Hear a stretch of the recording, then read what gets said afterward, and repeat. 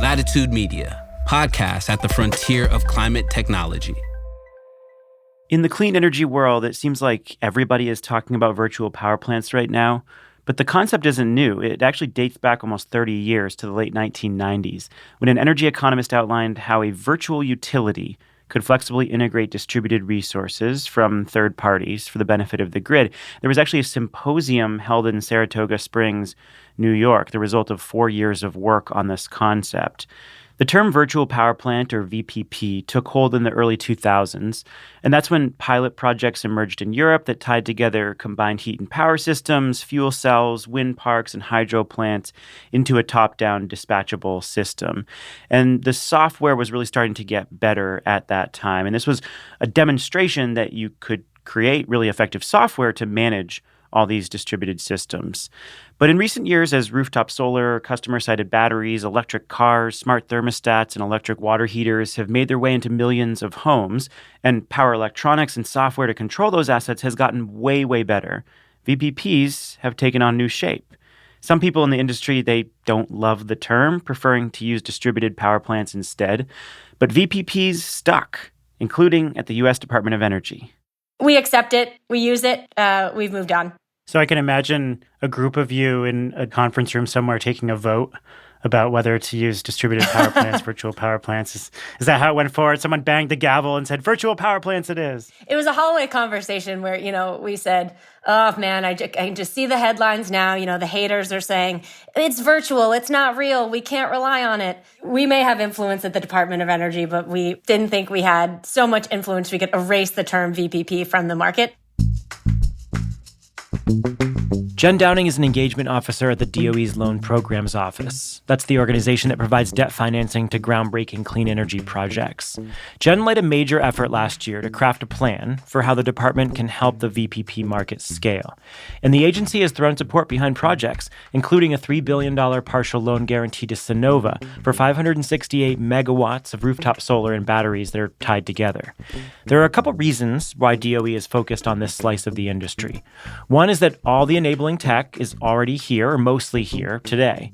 And the other is that we're facing a dramatic upswing in load on the U.S. grid. Now, we are expecting peak demand to rise and rise pretty consistently. So between now and 2030, we're roughly expecting to add about 60 gigawatts of peak demand. At the same time, there's a lot of old coal power generation coming offline to the tune of potentially over 150 gigawatts of capacity.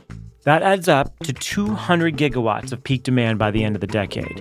Now, there are many ways to serve it, with utility-scale solar and wind paired with storage, plus geothermal, nuclear, hydro, but it might not be enough. We're going to need clean firm. We're going to need more transmission capacity to transport that electricity. But one way to address that increase in peak is to use distributed energy resources to either serve that peak locally or to shift that peak outside of peak hours. And so that's where VPPs come in. This surge in demand is bringing a lot more urgency to the conversation around turning distributed energy systems into dispatchable power plants. VPPs aren't just a cool technical concept. They're a resource that's getting bigger every day, and the health of the grid may depend on them. You're taking these distributed resources that are increasingly added to the grid anyway, right, as people are buying EVs and installing rooftop solar and batteries and creating, a grid scale, grid quality resource for utilities and grid operators to tap into. If we want any chance of building a grid powered by 100% zero-carbon resources and do it affordably and reliably, we need to triple capacity of VPPs. Distributed resources are ready, but orchestrating them requires a much more serious commitment from utilities and grid operators, and a continued evolution in the VPP business model. People misunderstand the word virtual to mean, not real. When these are hard assets on the grid, it's not phone calls anymore. It's software integrations. And it's large aggregations of small resources that really add up to something very valuable. This is The Carbon Copy. I'm Stephen Lacey. This week, a conversation with Jen Downing of the Department of Energy on the different ways that virtual power plants are getting built and the need to build way, way more.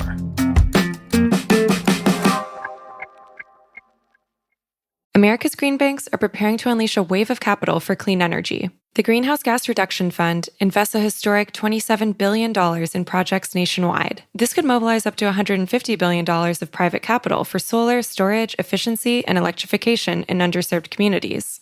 So how do we deploy those billions quickly, efficiently, and with the highest impact? On July 18th, Latitude Media and Banyan Infrastructure will host a virtual event exploring the on-the-ground realities of making America's green banks a success. Register for free by clicking the link in the show notes or go to latitudemedia.com/events.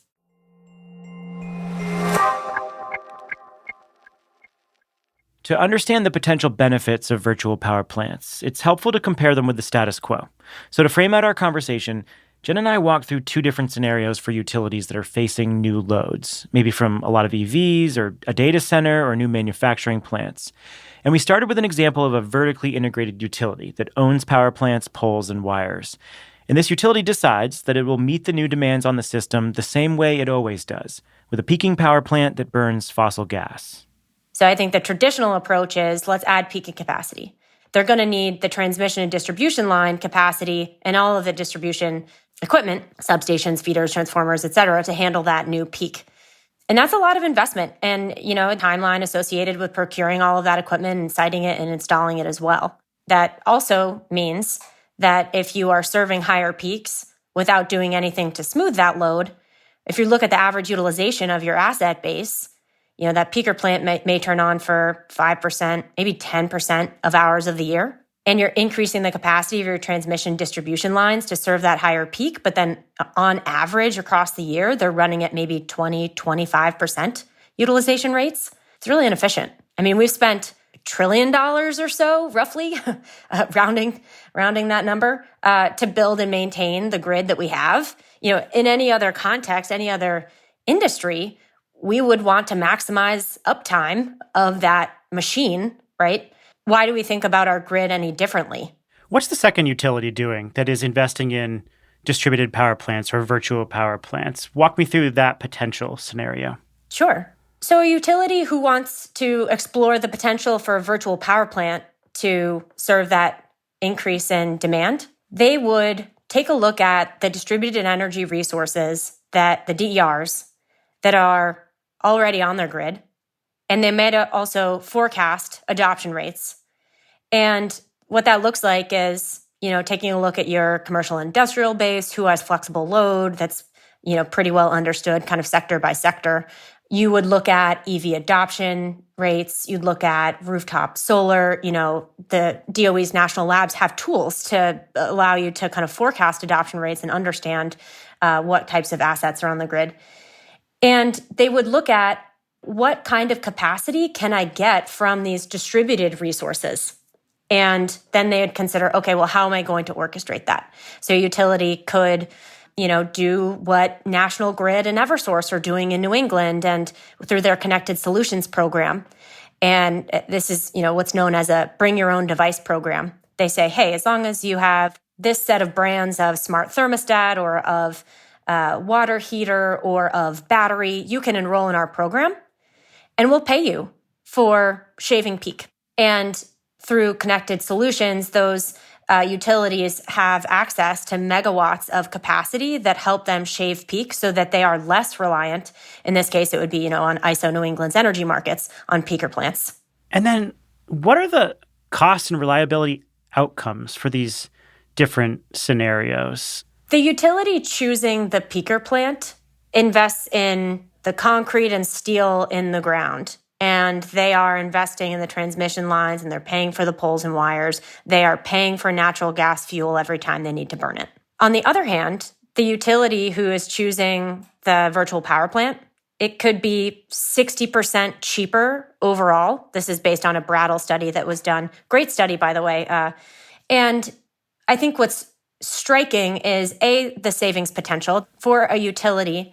Procuring peaking capacity from a VPP can be 60% cheaper than procuring it from a natural gas peaker plant. But what's even more striking is that the money that is spent on virtual power plants, the majority of those costs are actually participant incentives. So yes, you need the implementation cost, the design, there's a lot of software implementation involved, the integration of different IT systems. But the majority of the cost, if you kind of look at that cost bar, is in paying either on a per kilowatt hour basis or a per kilowatt of capacity basis, paying consumers and compensating them for, contributing a little bit of the flexible capacity of their devices to this clean grid resource. I want to get into the different flavors of virtual power plants in the U.S. And in your liftoff report, the Department of Energy does take a broad view of what a VPP is. And so can we walk through some of the different types of VPPs around the country and how they speak to the reason why you took this broad approach to defining the market? So, I'd love to understand the different categories of VPP that you're seeing being built right now. Of course. I like to say that the term VPP is kind of like the term sandwich. There are lots of different kinds. They're full of different ingredients, and they serve lots of different purposes. So I'll walk through a couple examples. And there is, as you mentioned, lots of variation in virtual power plants. You could slice and dice the categories in lots of different ways. I think the easiest way to understand it is kind of slicing the categories by types of DERs. So a few examples. You have solar and storage virtual power plants, clean energy generation along with storage on a distributed basis. A good example of this would be, Sunrun, and they participate in many different ways across the country in different markets with utilities. But, they were the first to bid VPP capacity into a wholesale market. They bid capacity into ISO New England in 2019 and then delivered that energy in 2022. So good example of solar plus storage, virtual power plant, selling into the wholesale market. Another example would be pure storage VPPs. Examples here would be, Swell has a battery VPP in Hawaii that's made up of thousands of behind-the-meter batteries. They integrate with Hawaii Electric to orchestrate battery cycling on almost a daily basis.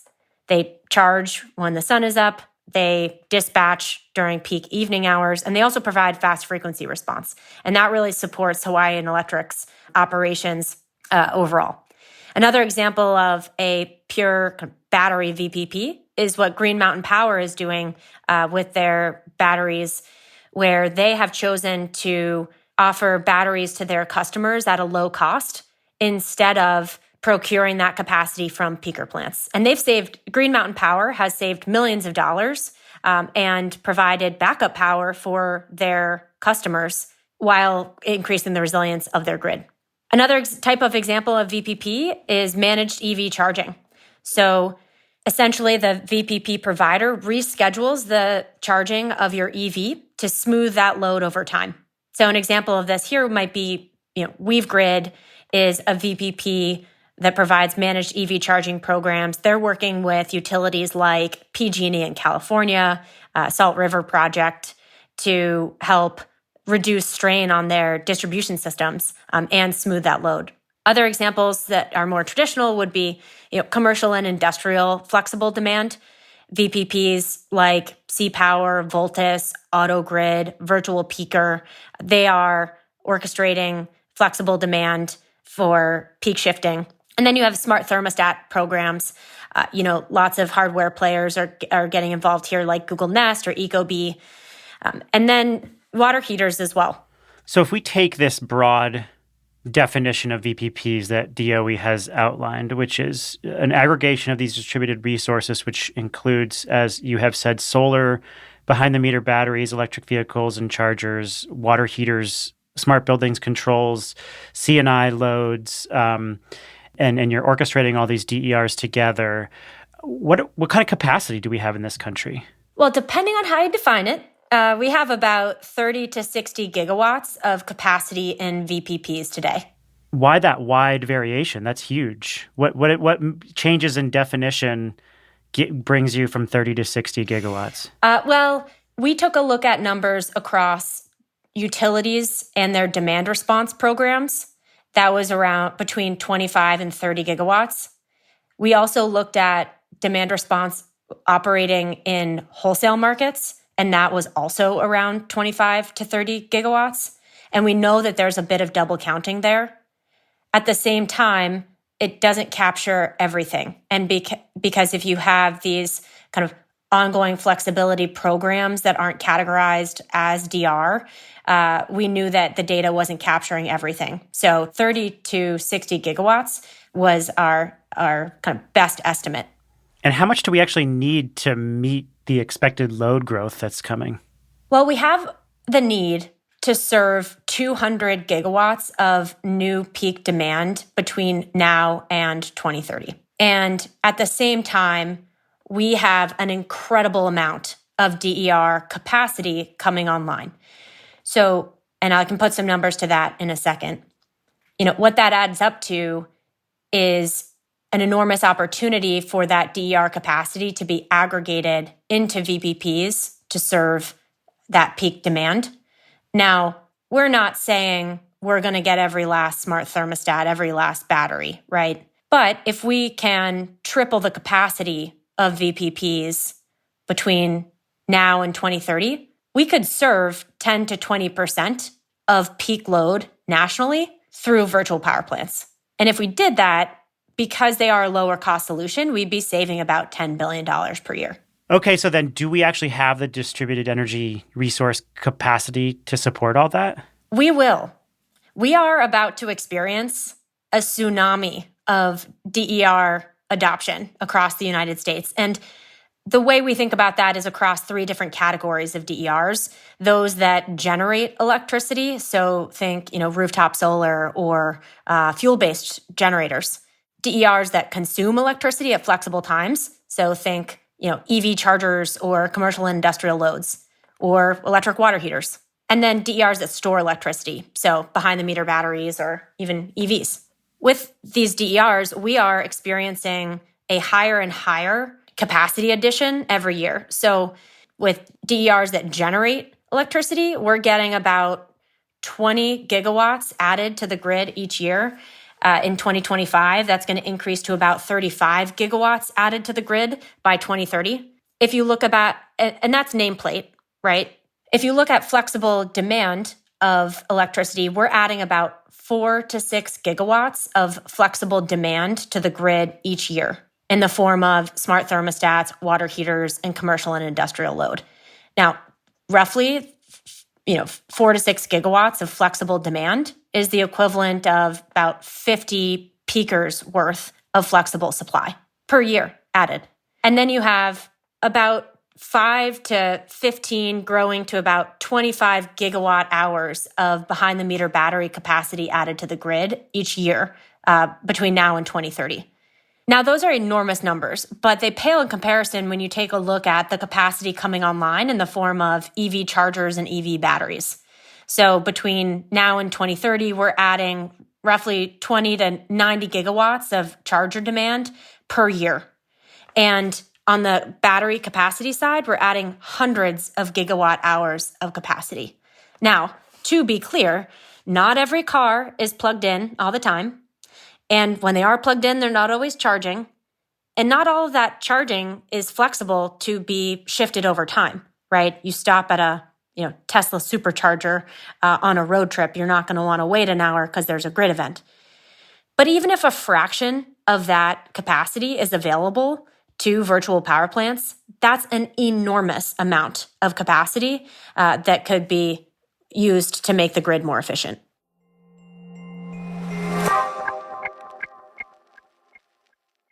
On July 18th, join Latitude Media and Banyan Infrastructure as we take a deep dive into the next phase of deploying the $27 billion Greenhouse Gas Reduction Fund. We'll provide practical insights for the state agencies and local lenders at the front lines of dispensing these funds. Where are the bottlenecks? How do we balance speed with transparency? And can America's green banks live up to the expectations of both local communities and Wall Street? Latitude Media's Stephen Lacey, Banyan co-founder Amanda Lee, and Clean Energy Fund of Texas EVP Billy Briscoe will answer these questions and more on July 18th at 1 p.m. Eastern. This is a must-attend for project developers and financiers. Register for free at latitudemedia.com/events or click the link in the show notes.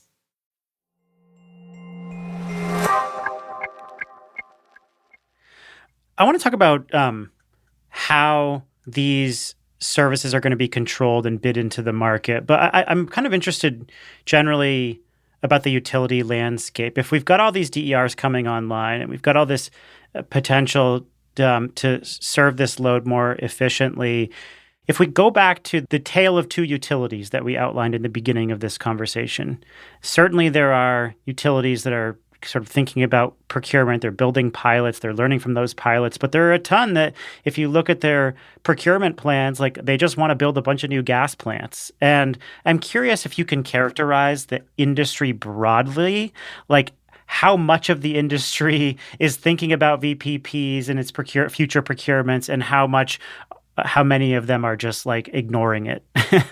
Definitely a spectrum.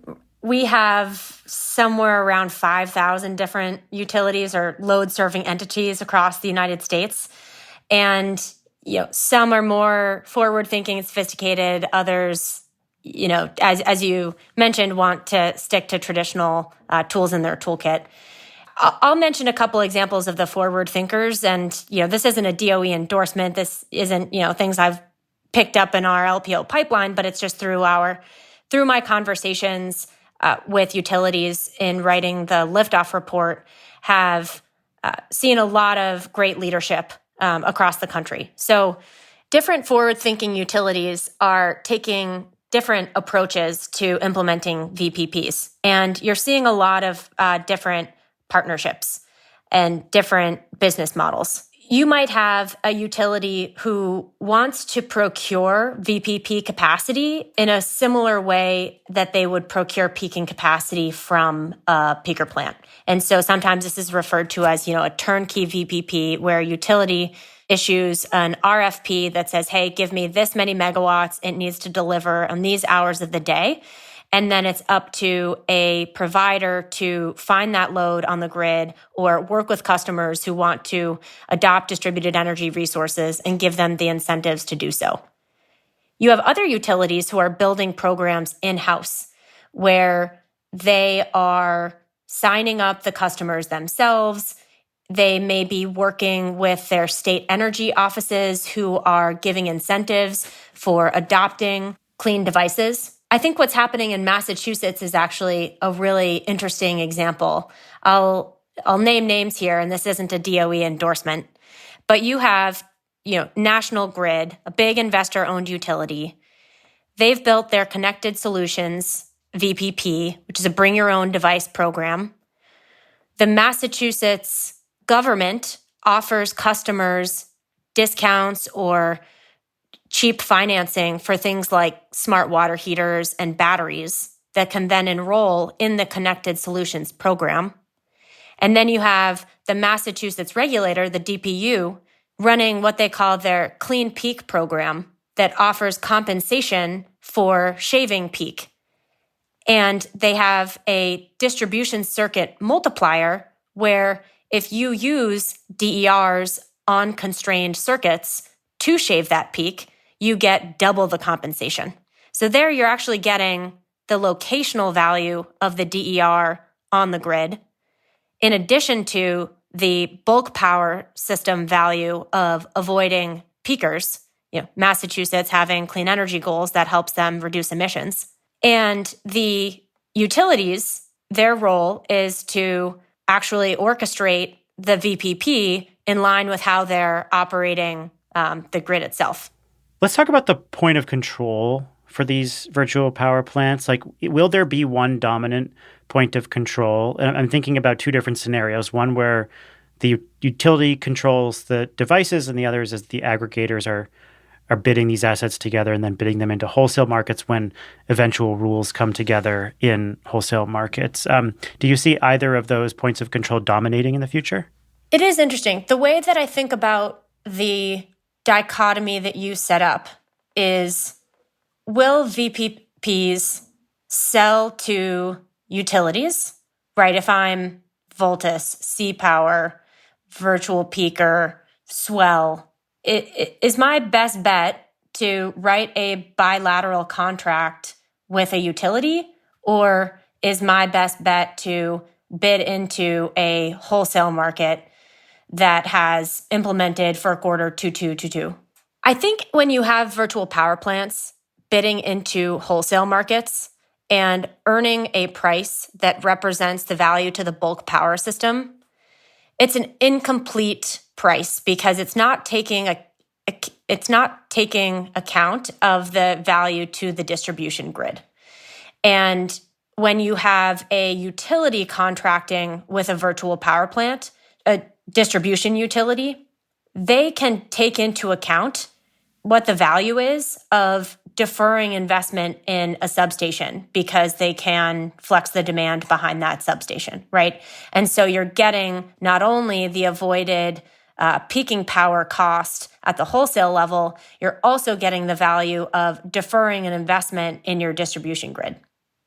So I think when it comes to, where virtual power plants will succeed in the market, right now you have participation in wholesale markets because as, a straightforward way to bid into basically an auction. And it's a bit more cumbersome to write a bilateral agreement utility by utility when we have thousands across the country. But that's where the real value lies.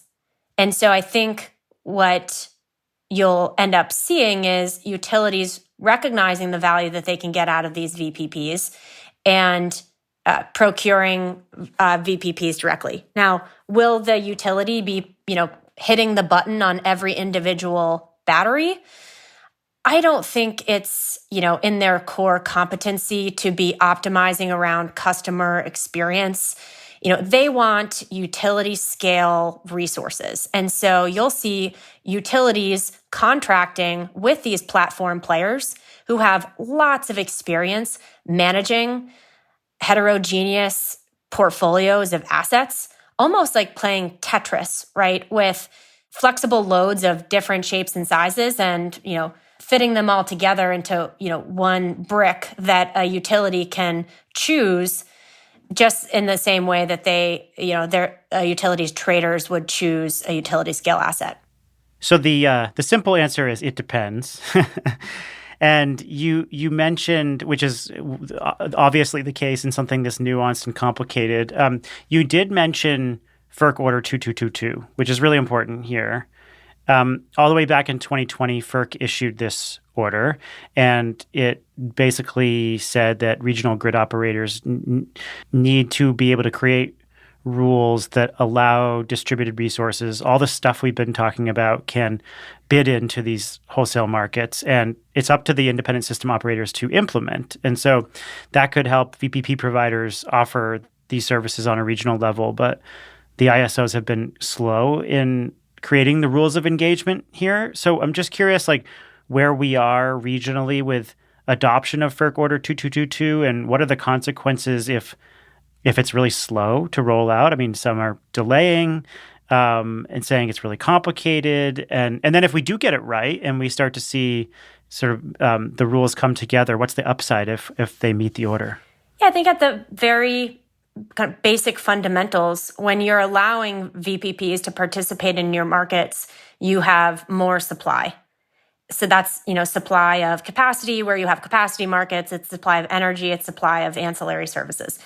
And that will bring down prices for any given level of demand, right? That's why, given the capacity of DERs coming online in the upcoming decade, given the capabilities that VPPs have to orchestrate that into reliable resources, the Order 2222 promises to bring that capacity to bulk power systems to increase the reliability and resource adequacy of the grid. Now, different ISOs and RTOs are writing different rules and implementing that order on different timelines. And they've cited various challenges that are region specific, right? You have MISO saying that they have multi-year timelines for the IT systems that need to be upgraded to implement this. You have New York ISO saying, we don't have the staff capacity to register large numbers of very small DERs, so we're setting a minimum size there. And those challenges it's going to take region-specific resources and solutions to overcome those barriers, but it's very much a live conversation. As of October, you had FERC going to MISO saying, hey, sharpen your pencils on your target implementation date. And I think, we're still waiting on news for revisions to their plans. One thing I would like to see is more inclusive, but also more consistent rules across ISOs and RTOs. I mean, it's pie in the sky and they all manage their markets differently. But I was talking to one VPP provider who said, I have 16 different programs across the country, and I can't staff my program managers across them because they are so different. So where do you think all the innovations in this industry are going to come from? Are they going to be largely technical? Are they going to be regulatory and enabling a lot of the bidding of these projects? Will they be around customer acquisition and enrollment? Where do you see the most innovations happening right now? It really is coming from all angles. I think what's right in front of us from DOE's perspective is the regulatory innovation, I'll say, and I'll say a bit more about that. But I think what I'm most excited about is what's a little bit further afield from DOE is the consumer experience. So on the regulatory side, there is a long list of improved regulatory measures that we're seeing utility regulators in particular adopt. So right now, a minority of states are doing integrated distribution system planning, where they're taking a look at, what capacity they have on their distribution systems in relation to the bulk power system needs. But more and more states are adopting that. They're doing more DER adoption to understand those potential resources. You also have performance-based regulation or performance-based rate making, where commissions are realizing that the utility business model of compensating CapEx spending with maybe a 7 to 9% margin and passing through OpEx at cost to the consumer does not give utilities the right incentives to choose low-cost options such as VPPs. And so you have kind of innovation happening within commissions who are really better aligning utility financial incentives with what is optimal for the system. But when it comes to other innovations that are really going to transform this market, you have to look at what's happening among consumers. The VPP companies who are enrolling these customers are optimizing consumer experience, so this is just frictionless for them. And I think what I'm really excited about is for customers to, in a very low effort way, start to optimize, when their car charges or when their water heater heats back up the hot water after they take a shower, or thinking about batteries for backup power instead of a generator, because with, a simple app on their phone, they are notified of all of the savings that, the VPP company has achieved for them. And that's great. And it offsets the upfront purchase price. I think that, consumers will be interacting with their energy usage in new ways that saves them money, decarbonizes the grid, and makes the entire system more efficient. And so the big question is, what does commercial liftoff look like? If we look out to 2030, what is a healthy, thriving VPP market in your view? Well, it definitely means more capacity. I do think we have the potential to manage 20% of peak demand with VPPs. And so what that megawatt or gigawatt number looks like for every individual utility is going to be different based on their needs, based on the DER capacity. But I think qualitatively, what commercial liftoff looks like for VPPs is, one, it's accessible for all communities. Not just EV owners and rooftop solar owners, but anyone with a water heater or electric heat and a smart thermostat can be participating in these programs because they are so widely implemented by utilities. Now, what does that mean on the utility side? It means that utilities are looking at VPPs on the same, menu of options when they are looking at investing in distribution system upgrades, investing in, peaking capacity, building a new transmission line. They're always taking a look at what they can be doing on the demand flexibility side. And then you have to go upstream of utilities to what's happening on the regulatory side, where you have the right planning requirements in place, you have the right financial incentives for utilities. And what all that adds up to is electrification, progressing and increasing without delay while we decarbonize the grid and use the existing assets on the grid more efficiently and take advantage of the resources that consumers are already spending on. Jen Downing, Engagement Officer at the DOE Loan Programs Office and VPP aficionado, thank you so much for breaking this all down for us. Thank you so much, Stephen. I mean, it's such an exciting time to be working in clean energy, but in particular, it's an exciting time to be working in VPPs. So I hope I got your listeners excited as well.